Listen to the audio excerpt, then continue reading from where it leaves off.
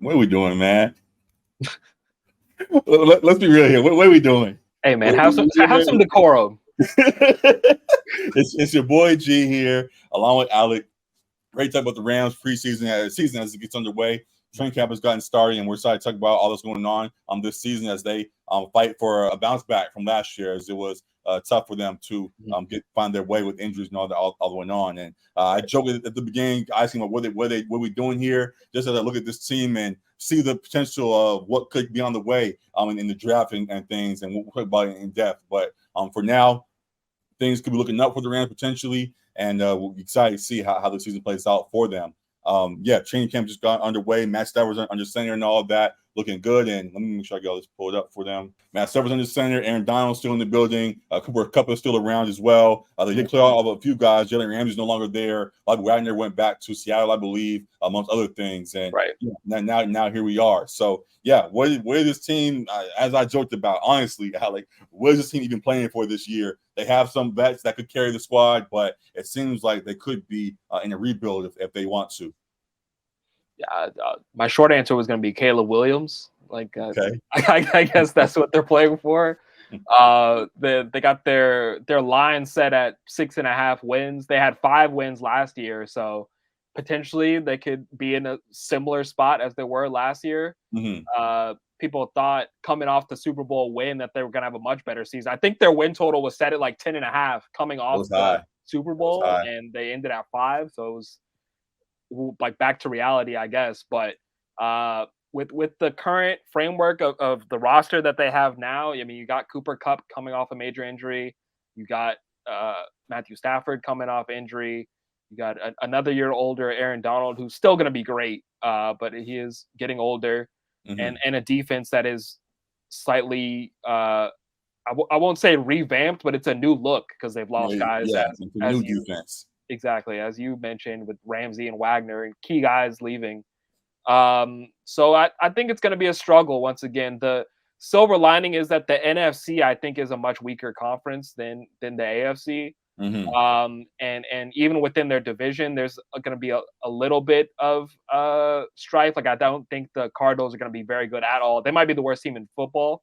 Sure. The 49ers are going to be the cream of the crop, and the Seahawks are probably a pretty solidified number 2 in that conference. But there's not a whole lot of truly like elite teams in the NFC. So if they can play above their potential and scrape together a couple more wins, 8 wins, 9 wins, maybe they fight for a wild card spot. But I don't know if that's necessarily what they want. Maybe they want to play for a potential Caleb Williams, a potential top pick in the draft for next year. So most projections have them somewhere in the top 4.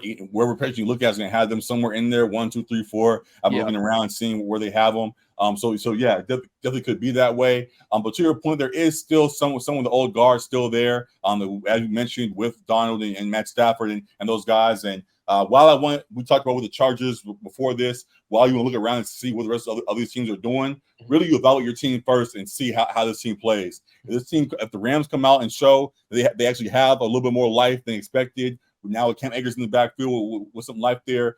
Kieran Williams is also back there, I believe, as well, and show some flashes. If you have guys back there showing flash alongside Matt Stafford, and it's like a team that, okay, we might have a team better than 6 wins as projected. We might have a team better than 7 wins as most folks think.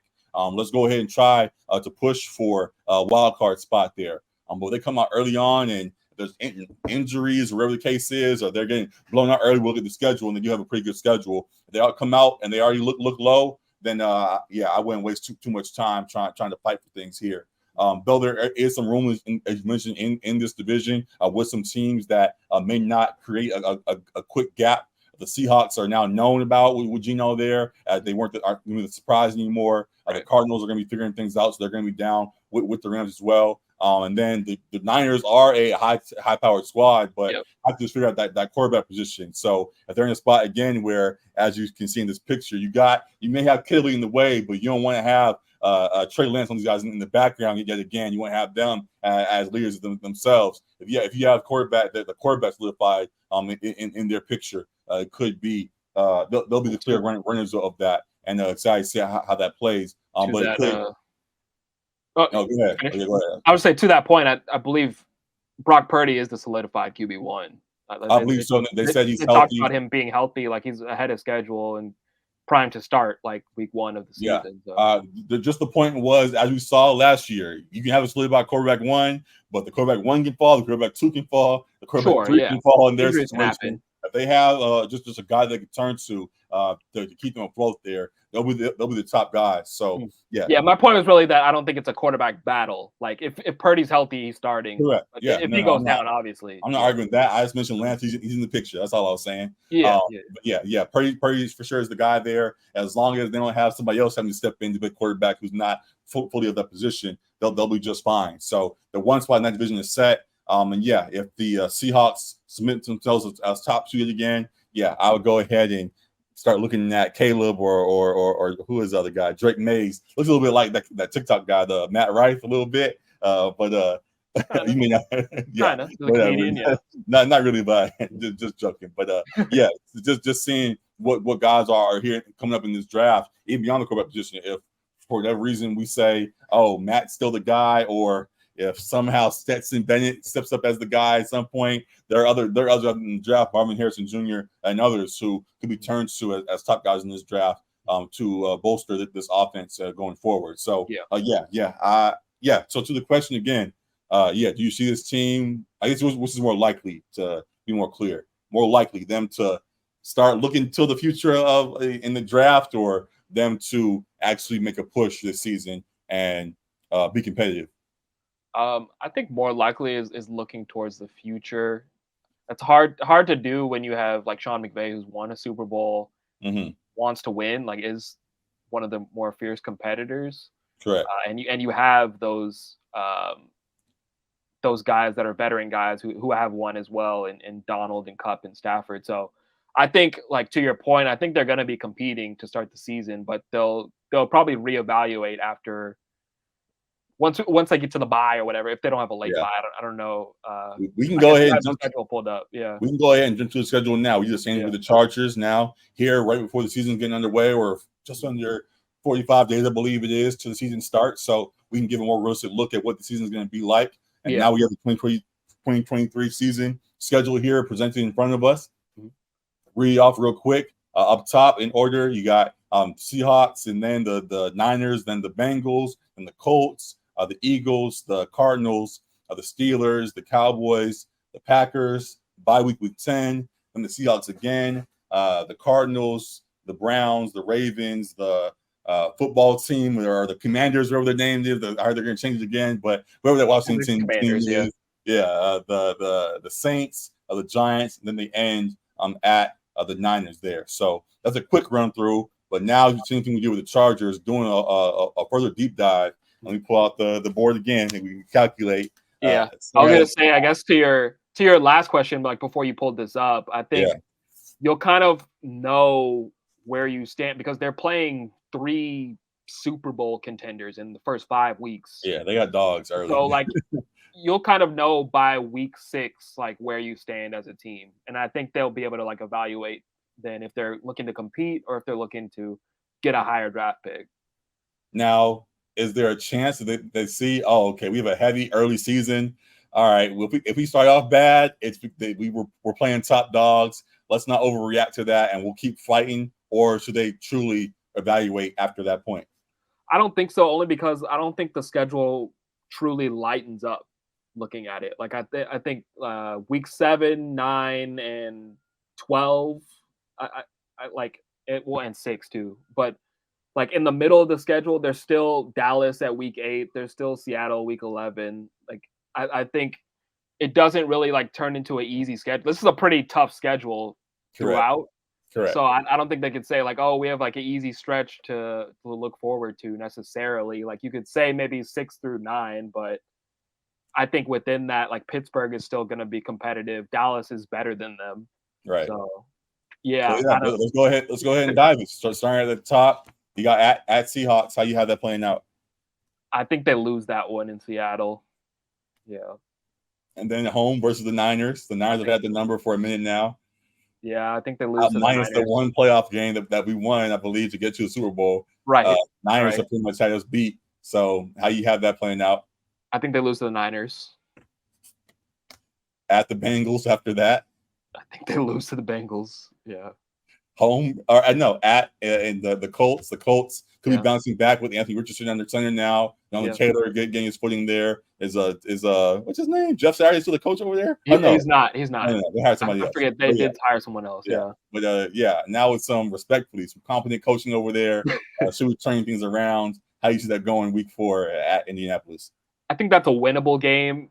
That can really determine as well, like what type of team they got. But it's tough because it's a rookie quarterback. So I think that makes it more winnable. It's away, which is tough. I will give them a win there, though. Okay. I'll give them a win. I'm like, what are you saying here? All right. Yeah. And then they have home versus Philly. It's a loss. Already have 4 losses. Versus the Cardinals at home. I think they win that. Yeah. Versus the Steelers at home. That can really kind of decide where they're at. At home.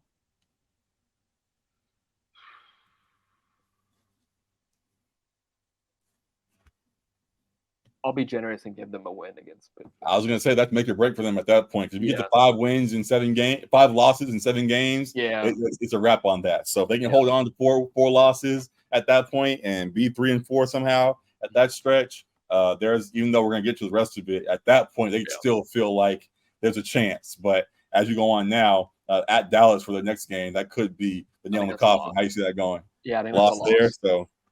So there could be it. So then after that, Packers week 9 at Green Bay. I think that might be a loss too. Just at Green Bay on the road.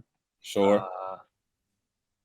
And Packers have a pretty solid defense too. Bye week comes at a good time. Yeah, 6 losses already. A lot of frustration potentially in the building. They could be reevaluating how things go at this point. Could be some trades going on. Could be Stetson bid time soon. Is that what you're saying? All that. I wasn't even trying to go that far. I wasn't trying to go that far. I know. But could be a lot of reevaluation there.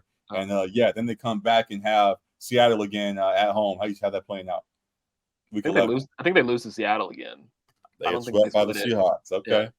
I think they could beat Arizona. I think they could sweep Arizona. No chance they split that. I know they don't have Kyler there, but definite chance they split.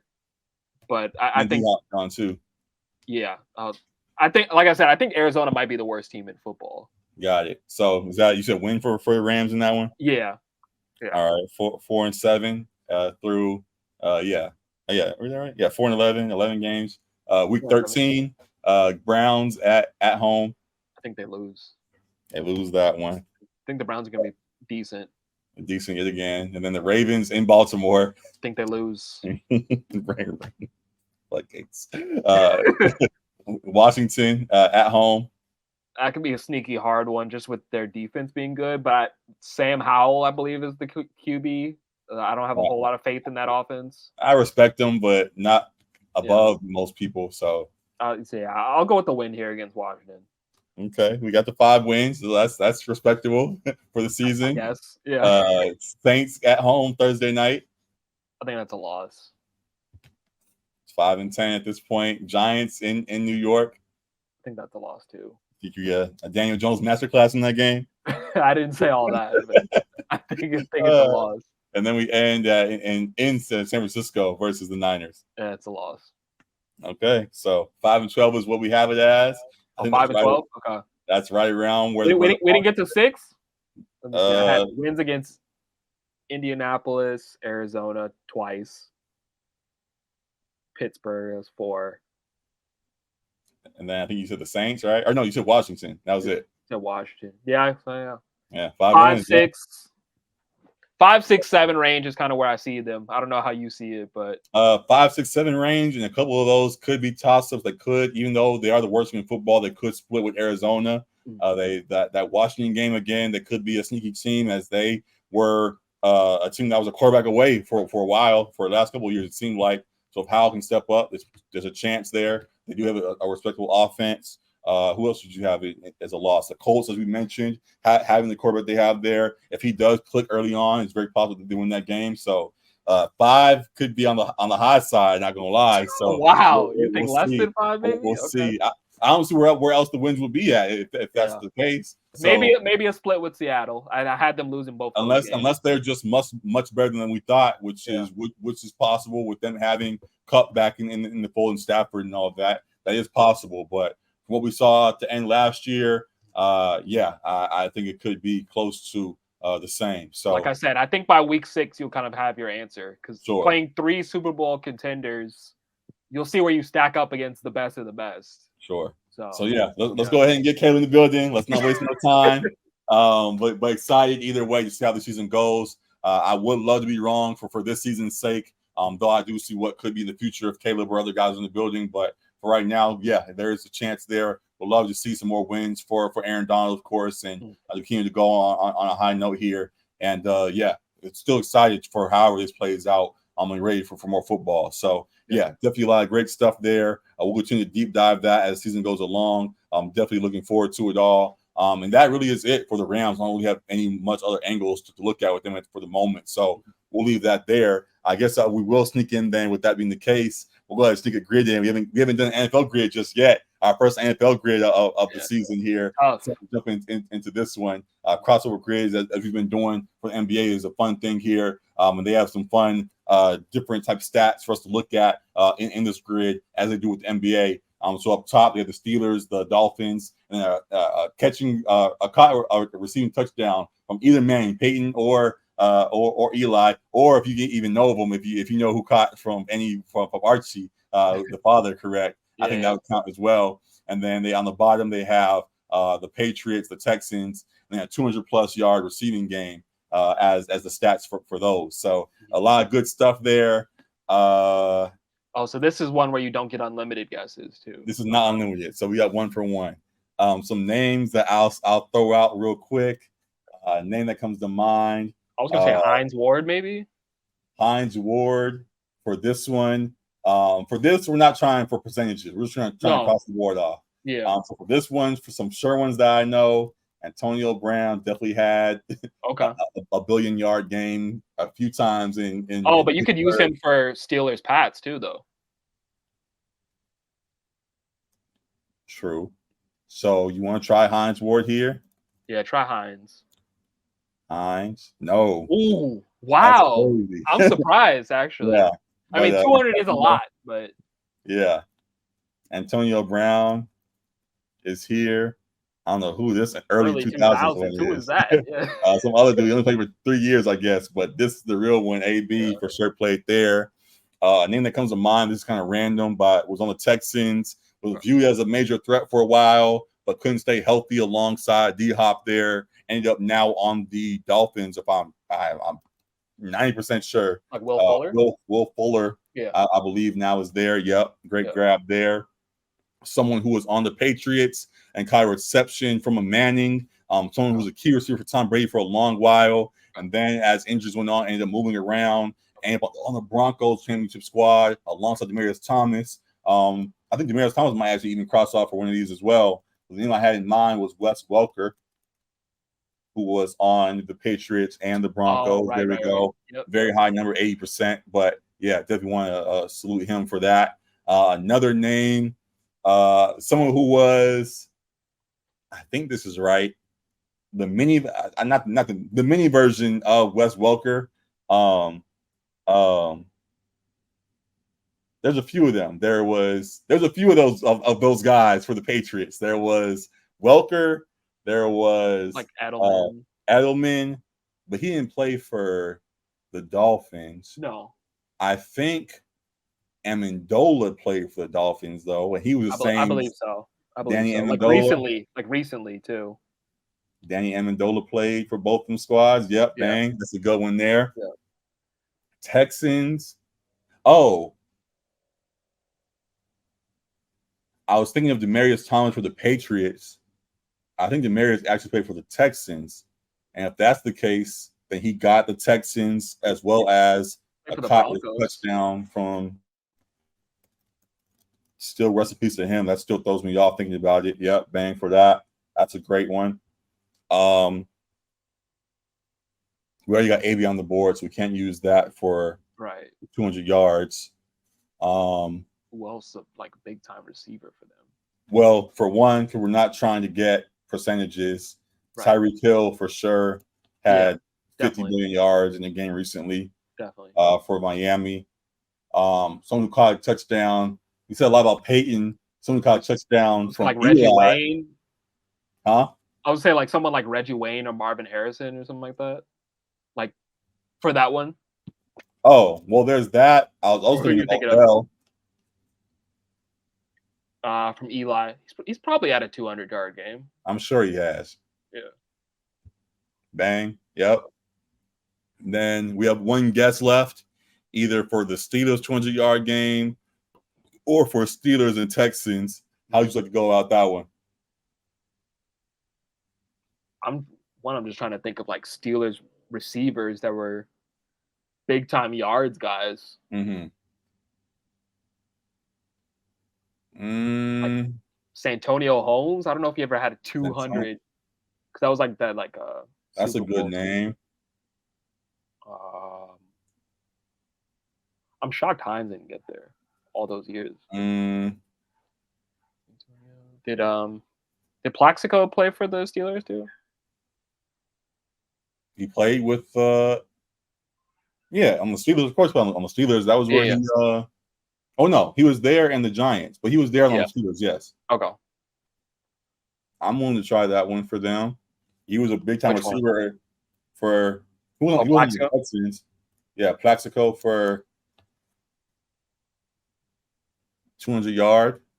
I'm willing to guess. Yes. Okay, sure. Bang. All right. So there we go. We got 8 or 9. That's a great start. I not think we're gonna do that well for an NFL grid. Usually these are pretty complicated. I click on names, but this is a really good one. So good start for us, and we'll try to go 9-9 on the next time. But yeah, definitely good stuff there. We'll try more for rarity now going forward. Now that we see we can do it, I'm excited to really get this ball rolling with the NFL season and beyond. Yeah, that's really it I got as well. Going beyond that with the Rams in their season. Again, as we said, excited for all that's going to go on the way with them. Excited for the Chargers as well. We talked about them in our last episode. Really tune into that. And yeah, excited for the season and all of that. And we will be definitely around for all of it as it gets underway. So yeah, good stuff there. Any last words from you, Alec? No, I was just going to say I'm interested in what our boy Jake Gold thinks of the Rams' potential wins. Got to hear from Jake. Got to hear from Corey. Got to hear from Matt. Got to get Matt on soon. Talk about everything. A lot of input we got to get from some guys to share their thoughts about the season. I'm looking forward to it all. So yeah, a lot of good stuff here. A lot of fun on the way, obviously, and thank you for tuning in as you guys do. We here again at 1600, having a good time with you guys. Brought to you by Breadwinner Zinc. Thank you all for tuning in as you guys do. Make sure you like, rate, review, subscribe, comment, share. How you show love again, as we say. Thank y'all for doing so. We'll be sure to return that to you. And yeah, we'll be back soon to talk more about the NFL, NBA, and beyond. I'm looking forward to things here in LA. So good stuff here. And yeah, that'll do it, man. Appreciate y'all. Also, again, just a quick prayers to Bronny. We saw what was going on with him and wanted to send a word that he gets well soon. And yeah, looking forward to a positive upswing for him at SC this season. So yeah, good stuff there. And we'll see y'all again real soon, man. Appreciate y'all. Peace. Deuces.